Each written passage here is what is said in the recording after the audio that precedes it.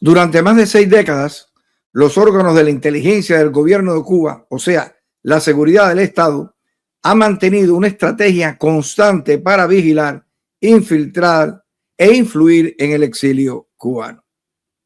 A diferencia de lo que muchas veces nosotros pensamos y vemos en las películas de espionaje, estas operaciones rara vez parecen historias de agentes sofisticados o de tecnología avanzada.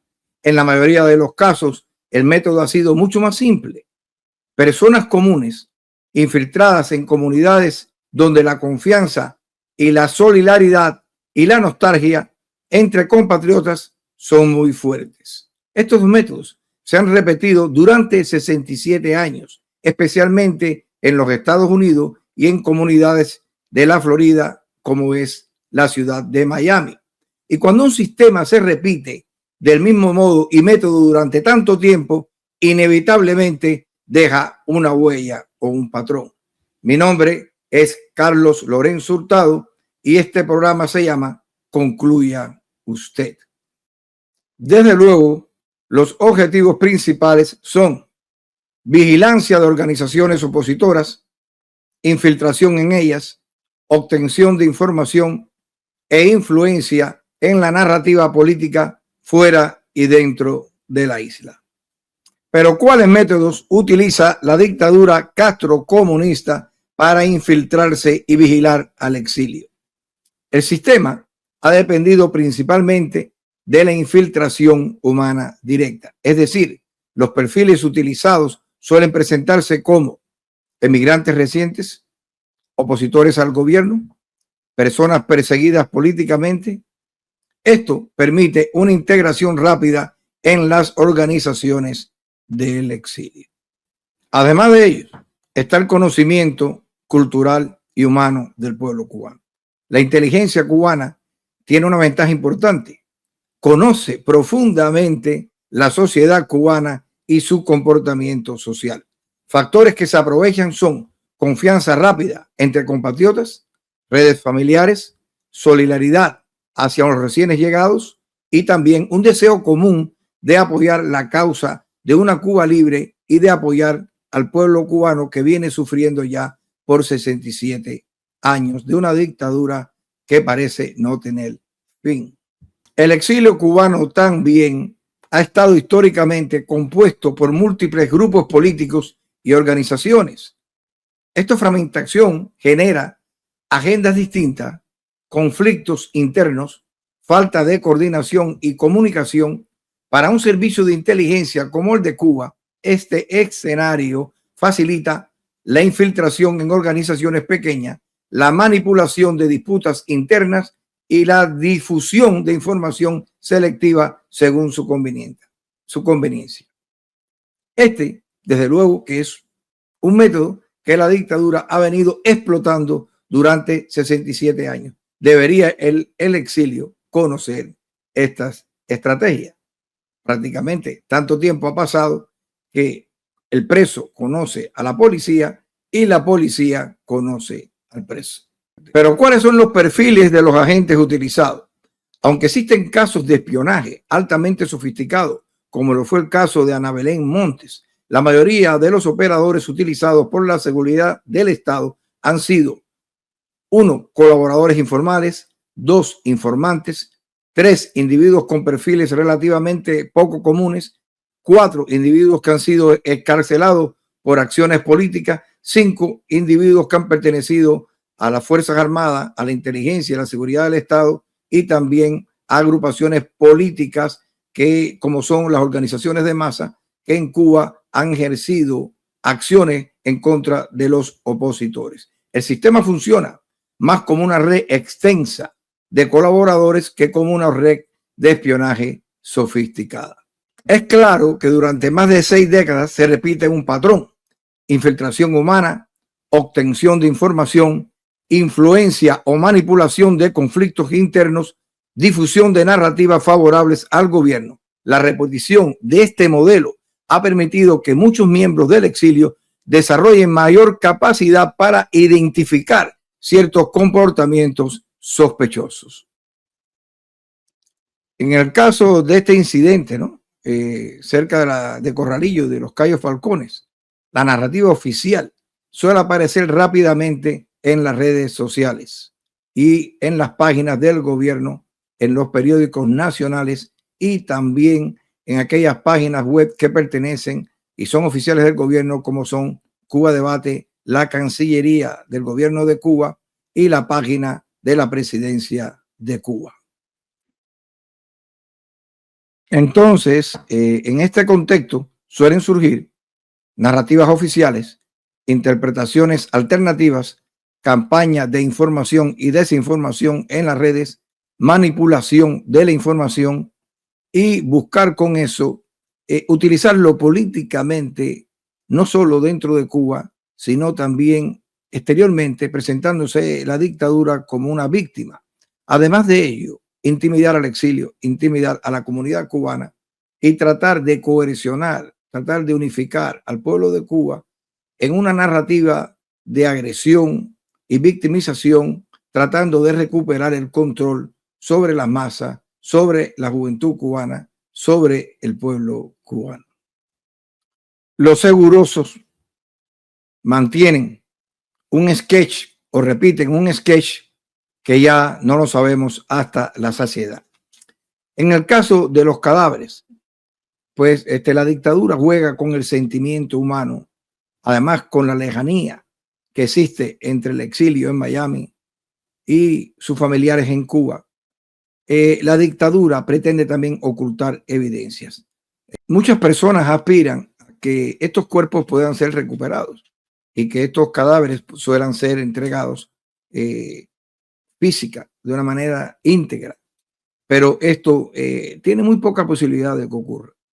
En primer lugar, la dictadura no quiere dejar evidencias, no quiere que se pueda impresionar por un tercero estos cadáveres, que estos cadáveres puedan ser revisados por otros forenses y que se pueda hacer un dictamen de la cantidad de disparos recibidos y dónde fueron las heridas.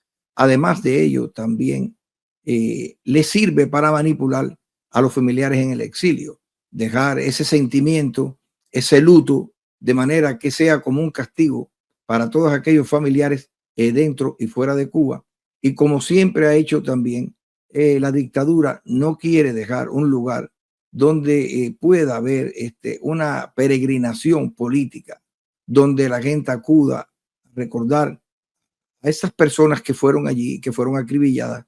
Por tanto, entregando las cenizas, la dictadura castrocomunista se evita todo eso, que pueda ser inspeccionado por el FBI, que pueda ser inspeccionado por terceras personas, que pueda además el pueblo ver en qué condiciones quedaron los cadáveres, que puedan ser esto utilizado políticamente a través del mismo exilio. Y la dictadura, lo más probable es que entregue, si es que entrega la ceniza de estos cadáveres. Con eso se evita que se pueda ir a un lugar físico donde rememorar, donde rendirle tributo a estas personas. Esto no es la primera vez que se hace. Este es el método que utilizó la dictadura desde 1959 a través de la historia de aquellos fusilamientos que se ejecutaron en Cuba con activistas políticos, con luchadores del exilio, etc. Decirle a un ladrón que invite la policía a la escena del robo es algo que resulta jocoso. Que la dictadura cubana invite al FBI a que vaya a Cuba a investigar este suceso también resulta jocoso, resulta irrisorio, resulta una burla. Todos sabemos que la dictadura castrocomunista va a manipular toda evidencia y todo escenario. Un ejemplo muy fácil. Pueden, con los mismos fusiles que han sido capturados de aquellas personas que participaron en este incidente, tirotear la lancha de guardafrontera y poder producir más impactos de lo que recibieron. La dictadura va a manipular toda evidencia y toda prueba que exista, la va a modificar a su conveniencia y a sus intereses. De hecho, está que, por ejemplo, el piloto de la lancha de guardafrontera, el que conducía la lancha de guardafrontera, ha sido herido, pero no ha sido presentado a la prensa, cosa que la dictadura ha usado anteriormente en otras ocasiones cuando han ocurrido incidentes de este tipo. La dictadura tal vez pretenda agravar la situación de esta persona, tal vez esta persona no recibió la cantidad de heridas que ellos dicen, y además en este conflicto completamente desigual, donde la dictadura pretende decir que los 10 personas que estaban armadas en la lancha tenían superioridad militar, eso quedaría completamente como una manipulación, como una falsedad, dado que si usted observa cómo ocurrió este incidente de 10 personas que estaban en la lancha que pretendía infiltrarse en aguas cubanas, las 10 personas fueron impactadas por balas, 5 heridos y 5 muertos. De 5 personas que estaban en la lancha de guardia frontera, solo una persona recibió herida y no fue fallecida o muerta en la acción. Entonces, saquen ustedes su propia conclusión. ¿Dónde estaba la superioridad? ¿Era por número de personas? No, no era por número de personas. Yo mencioné anteriormente todas las facilidades que tenía la lancha de guardia frontera con respecto a la lancha intrusa que pretendía llegar hacia Cuba a través del canalizo El Pino, ahí cerca de Cayo Falcones. Y esto lo vamos a demostrar posteriormente, desde el momento en que se produce la visualización por parte de la seguridad del Estado y desde el momento que se acerca la lancha de guardia frontera. Otro punto a considerar es por qué no presenta la seguridad del Estado a estas personas que han sido detenidas en la televisión, cosa que anteriormente ya se ha hecho. ¿Por qué no presentan sus rostros? ¿Y por qué no permiten que la prensa, no solo nacional, sino internacional, divulgue los rostros de estas personas? Vamos entonces a pasar a analizar algunos detalles que nos pueden dar más información de las huellas que deja esta dictadura, de los errores que comete esta dictadura. Le pongo esta información. El primer detalle, si ustedes observan, cuando esta lancha fue prácticamente detectada, según Cuba Debate, según la dictadura, esta lancha estaba a unos 22 kilómetros, unas 11.8 millas náuticas, en Cayo Falcones, en el canalizo El Pino. Y hay un puesto de guardia frontera aquí en La Panchita, es prácticamente muy cerca. Estamos hablando que desde suponiendo que la lancha de guardia frontera estuviese dentro de la unidad de guardia frontera en La Panchita, estaríamos hablando de 14 minutos a 50 nudos por hora. Hemos analizado anteriormente que una lancha de este tipo puede alcanzar encima de 50 nudos por minuto. Entonces, una lancha como esta, desde luego, que tendría la posibilidad de acercarse muy rápido aquí a la lancha intrusa que estaba en Cayo Falcones. Qué casualidad que esta lancha, estos tripulantes de esta lancha, tal vez desinformados o tal vez manipulados, se acercaron a un área, esta zona aquí de Corralillo, Playa Ganusa, La Panchita, y toda esta área es una área súper vigilada, porque ahí ha habido no solo infiltraciones anteriormente, sino también este es un área donde comúnmente el pueblo cubano ha abandonado la isla utilizando lanchas, balsas, etcétera. Además, es una zona que ha ocurrido narcotráfico y, por supuesto, este es un área súper vigilada, es un área que se conoce, que cuando tú estás muy cerca de la costa, estás expuesto a esta zona aquí que prácticamente patrulla la unidad de guardia frontera que está en La Panchita. Vamos a observar, entonces vamos a correr y vamos a ver la siguiente, ¿no? Y esta es la unidad de guardia frontera aquí en La Panchita, en Villa Clara, a 22 a 24 kilómetros de Cayo Falcones. O sea que guardia fronteras esperó de que esta lancha intrusa estuviera dentro de las aguas cubanas, estaba prácticamente 3 millas adentro de las aguas cubanas, una milla en Canalizo del Pino, cerca de unas 9 millas náuticas de la costa cubana, muy, muy cerca, en una zona operada. Qué casualidad cuando realmente los puestos de vigilancia y los radares pueden detectar una lancha de esta magnitud a mucho más distancia. Toda una lancha lenta, una lancha que tiene 24 pies, que tiene un motor de 250 caballos. ¿Qué les parece esto? ¿no verdad?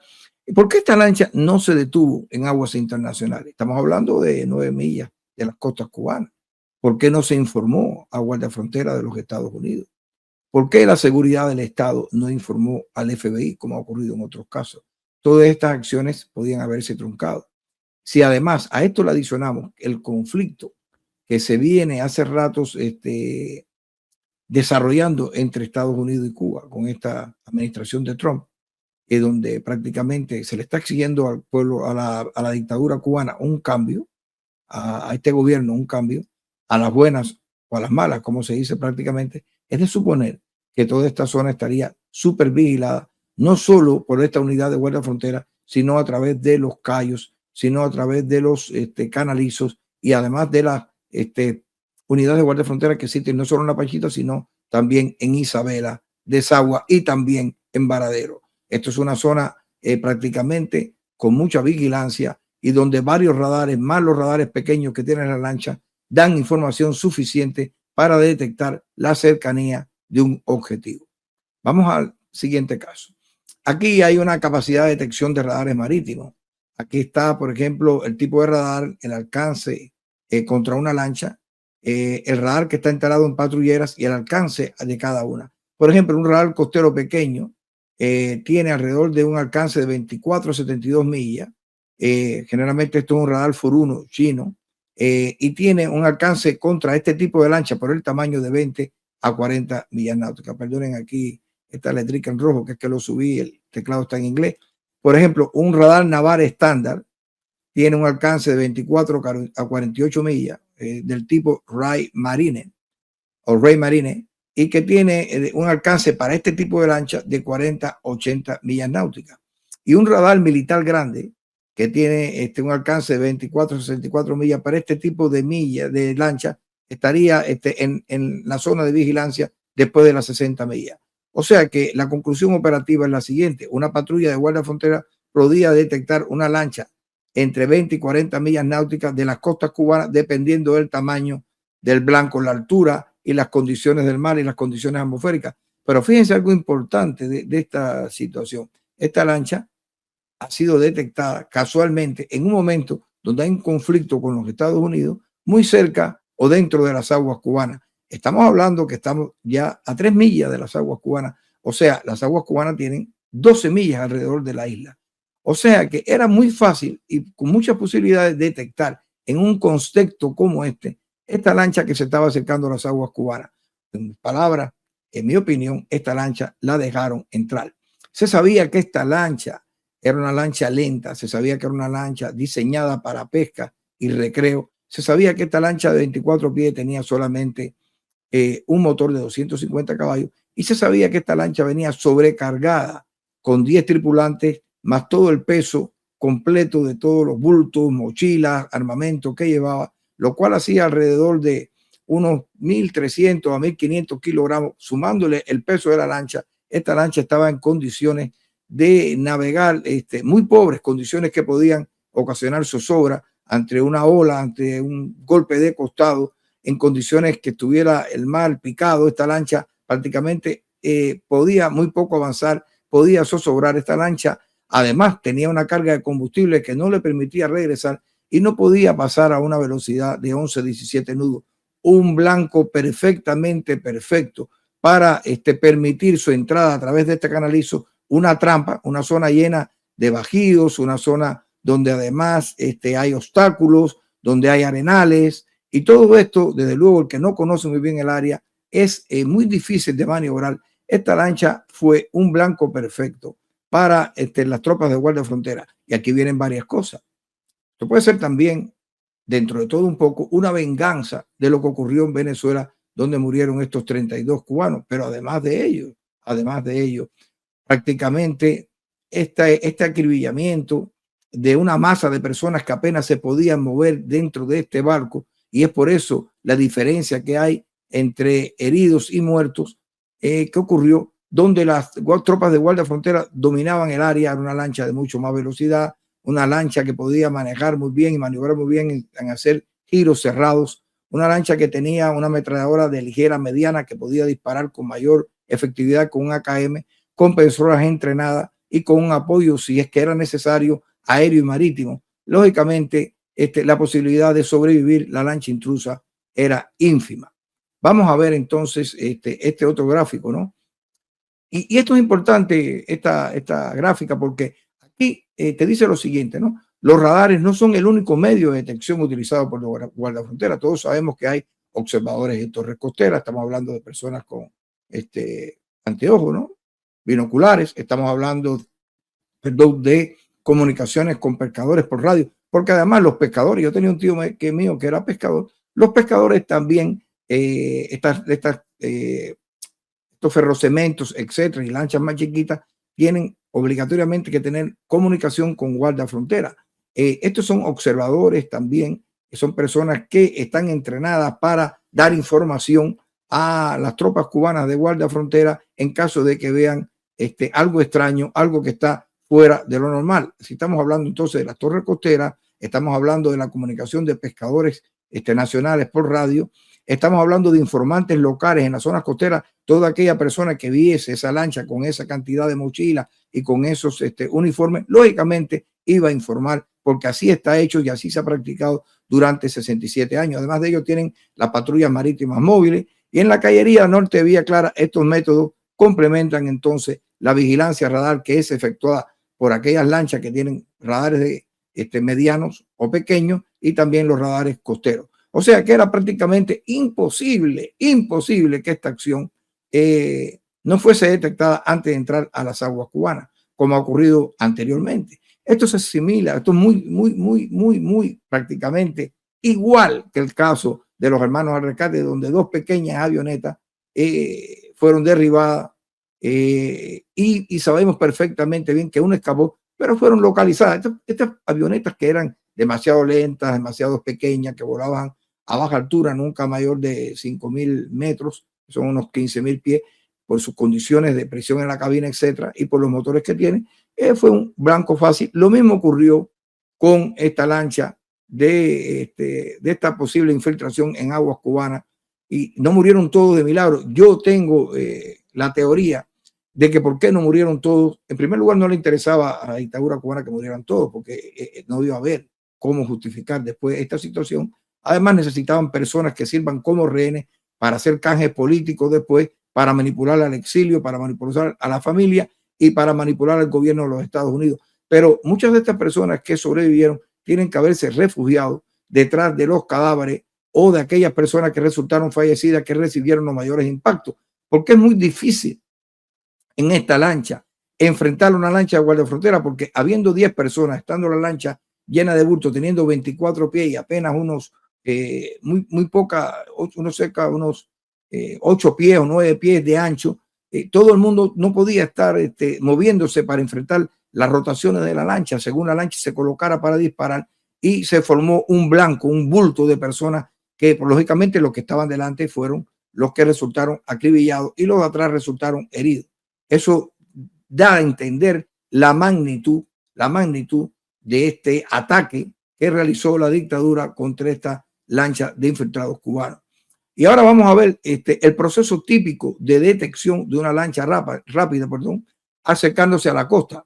Esta es la forma en que se detecta, ¿no? La detección inicial es por radar costero, radar de patrulla o por información de pescadores y de personas locales que estén en las zonas costeras. Además de ello, se hace la confirmación visual mediante torres de observación o patrulla cercana, luego la comunicación con unidades marítimas para la intersección y finalmente la intersección directa dentro del área vigilada cercana a los cayos. Esto demuestra que esto era un plan ya prácticamente elaborado, ¿no? Esta lancha fue traída hacia la zona de la emboscada, hacia la trampa. Esta lancha fue conducida porque además estos luchadores por la libertad, estas personas jóvenes que querían o pretendían liberar a Cuba, que no tiene nada de diferencia con lo que hizo Fidel Castro cuando el Granma, o cuando se hizo la expedición del Corintia, o cuando Alegría de Pío, o en la Sierra Maestra. Es el mismo método que utilizaron, cada uno por diferente ideología. Estas personas que pensaban equivocadamente, tal vez ellos no conocían a la zona en que iban a ir, no conocían cómo actúa la seguridad del Estado, no conocían cómo actúa guardafrontera, no conocían los puestos de vigilancia, no conocía que esto era un área sumamente vigilada y controlada, no conocía que dentro de Cuba es muy difícil insertarse dentro de la ciudad porque están los CDR y iban a parecer sospechosos. Además, personas raras que no se encuentran dentro del hábitat común de los cubanos. Es imposible de colocarse dentro de una sierra, dentro de una montaña, dentro de una loma, que pudieran además recibir abastecimiento constantemente y que tuvieran el respaldo, porque era un grupo aislado del pueblo cubano. No estamos hablando de los años 60. Así que todo esto demuestra que esto era una emboscada completamente preparada. De esto no hay que hacer ninguna otra señalización que no sea esa. La dictadura cubana hubiera podido frustrar este intento desde el mismo Miami sin salir hacia Cuba, pero desde el punto de vista político le interesaba, porque además quieren acusar al exilio, quieren acusar a los Estados Unidos, quieren además pretender ver que las agresiones del exilio cubano contra Cuba se han renovado, y este ataque ellos lo pretenden hacer ver no como un problema contra el gobierno de Cuba o contra las Fuerzas Armadas o contra Guardia Frontera, sino contra el pueblo cubano. Muchas personas han dicho que van a matar niños, que van a matar ancianos, que van a hacer atentados contra el pueblo. Necesitan eso, como ocurrió cuando la Cubre, necesitan como ocurrió cuando Elián, necesitan como ocurrieron los atentados en los hoteles de La Habana. Esto es un método viejo. Nosotros conocemos a esta dictadura. Esta dictadura no ha cambiado el libreto. Es el mismo libreto que ha utilizado durante 67 años. Y yo digo a los cubanos de Miami, señores, ¿cómo ustedes se dejan seguir penetrando por métodos tan simples, métodos tan burdos? Aquí no estamos hablando de James Bond, aquí no estamos hablando de 007, estamos hablando de un país que está quebrado, que no tiene recursos y que se basa en la infiltración en los métodos fundamentales muy simples que utilizan ellos, no solo dentro de Cuba, sino también en el exilio. Ustedes, señores, nosotros no podemos seguir cayendo en estas trampas que son prácticamente una burla a aquella persona que tenga un poquito de conocimiento, que tenga un poquito de estudio. Son métodos muy vulgares, muy bajos, métodos que prácticamente no necesitan, no merecen ningún mérito. Usted me estuviera hablando de Anabel Montes, usted me estuviera hablando de un espía al estilo de un agente 007 dentro del gobierno de los Estados Unidos, en el caso, por ejemplo, de este señor que fue embajador en Cuba. Si usted me estuviera hablando que se infiltró, prácticamente, pues son casos que se pueden señalar, pero estos son casos muy vulgares, igual que lo de los hermanos al rescate, ¿no? Bueno, entonces, es desde luego sumamente claro que esto era un plan trazado, donde estas personas inocentemente, por desconocimiento, además por ego, por una valentía que no se justificaba, porque está bien que usted quiera luchar, pero usted tiene que saber el terreno donde se va a desarrollar esta lucha. Y esas son unas cosas fundamentales cuando usted quiere hacer alguna actividad, tiene que conocer al enemigo. Y yo no promuevo la lucha armada. Yo pienso que un país como Cuba necesita un país como los Estados Unidos. Estamos hablando del año 2026. Una acción como la de Venezuela, una acción como la de Irán, cosas de ese tipo son las únicas acciones que podrían tener alguna posibilidad de triunfar sobre Cuba. Un ejército grande, un ejército fuerte, una tecnología moderna, una lancha de 10, 15 personas, toda aquella persona, y lo he escuchado muy frecuentemente, que vaya a Cuba a infiltrarse, que vaya a Cuba a hacer una acción de este tipo, tiene el 99,999% de fracasar y de morir en ese intento. Algo muy interesante, ¿no? Aquí son los errores que esta dictadura se ve que comete, y esto delata que este plan estaba organizado. ¿Cómo podría la dictadura poner una lista el mismo día 25 de febrero de alguien que no vino en esa lancha? Desde luego, ellos tenían una lista. O sea, ya ellos estaban informados. Lo que ocurrió con Roberto Azcorra, no sé si él estuvo o no estuvo, se arrepintió o no fue, o alguien dijo que él podría participar, pero la dictadura tenía una lista que publicó, porque la confianza de ellos era excesivamente grande. No esperaron a revisar los heridos y los muertos e identificarlos, sino que inmediatamente ese mismo 25 de febrero la dictadura sacó un listado de personas. Desde luego, esta información ya la tenía. Es muy burda, muy burda. Estos señores son detectables. la mayoría de las personas que trabajan para la seguridad del Estado, los informantes, las personas que son agentes que actúan dentro de acá adentro, son fácilmente detectables para personas que tengan un poco de inteligencia. Este señor prácticamente, estos señores cayeron en esta trampa porque su espíritu de lucha, tal vez porque había un momento de confrontación, tal vez porque las condiciones en Cuba ahora hay poca electricidad y el pueblo está desesperado. Ellos pensaron que podían conjugar todos estos factores y entrar dentro de Cuba y hacer acciones independientemente, adelantarse a lo que podría haber hecho pacífica o militarmente los Estados Unidos. Esto es un error severo. Yo siempre he dicho que una acción militar de este tipo es un fracaso en Cuba.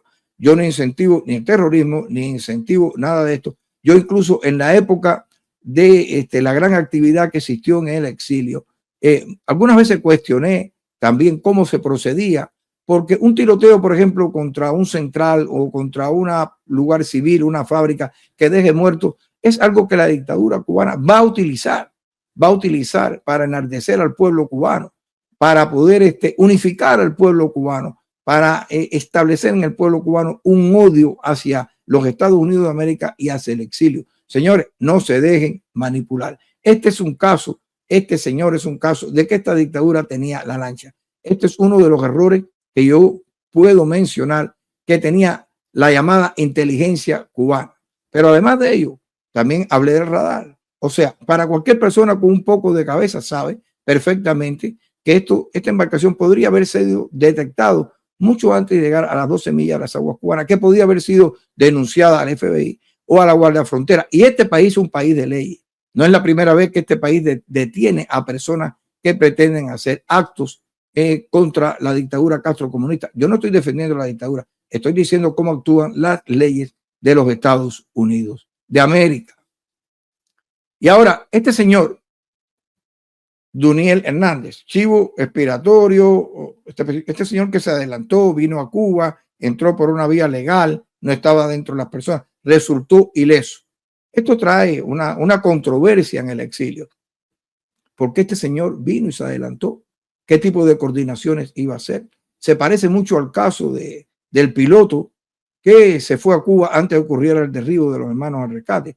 Y no lo estoy culpando al señor, yo estoy diciendo cómo actúa la dictadura. Tal vez las personas que hicieron el acto de seguridad estaban aquí, pero esto es un caso que se presta para esta doble intención. Pensar que este señor resultó ileso porque no estaba dentro de esa lancha y se salvó, y es la persona que ejecutó la labor de inteligencia, o simplemente estuvo fuera otra persona o varias personas y transmitieron toda esta información a la seguridad del Estado, y este señor resultó preso, cayendo en una zona de dualidad donde puede ser malinterpretada, puede hacer que el exilio piense que este señor Duniel Hernández estaba de informante. Pero la pregunta es, ¿qué iba a hacer este hombre? ¿Con quién iba a coordinar? ¿Quiénes lo iban a esperar? ¿En qué lugares lo iban a soportar? Realmente esto parece una película muy sencilla, una película de estas que usted observa Disney de los años 50, donde tienen un final feliz y realmente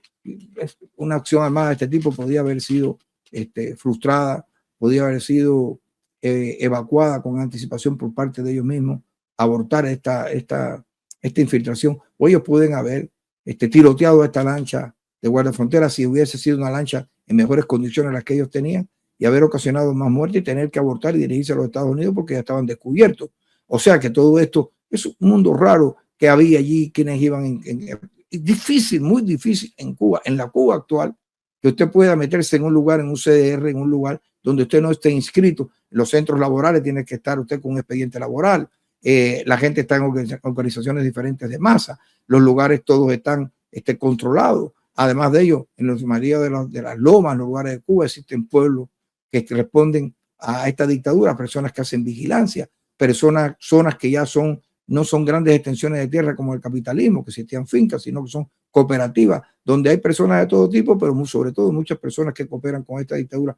¿Quién los iba a apoyar lo posterior cuando se acabaran las municiones? ¿Quién les iba a dar alimentos? ¿Quiénes iban a hacer sus contactos? Esto, desde luego, es un arma política en manos de la dictadura que va a explotar muy bien. En estos momentos, como lo ha hecho anteriormente, en estos momentos, una lancha que llegue a Cuba y trate de infiltrarse. Y ellos la lograron poner dentro del área que le correspondía, muy cerca de la estación de guardafrontera, de la unidad de guardafrontera. Es un éxito que ellos van a utilizar ahora para negociar con los Estados Unidos, tratar de intimidar al exilio y tratar de intimidar al pueblo cubano diciéndole, en este momento vamos a hacer contigo lo que tengamos que hacer para que tú no te rebeles contra nosotros. Mira lo que sucedió con esta persona que trataron de infiltrarse. Esto le viene a la dictadura como anillo al dedo, señores, como anillo al dedo. La conclusión de lo que había dicho anteriormente sobre la lancha, porque esto que hay que volverlo a rememorar, no voy a hacer el análisis completo.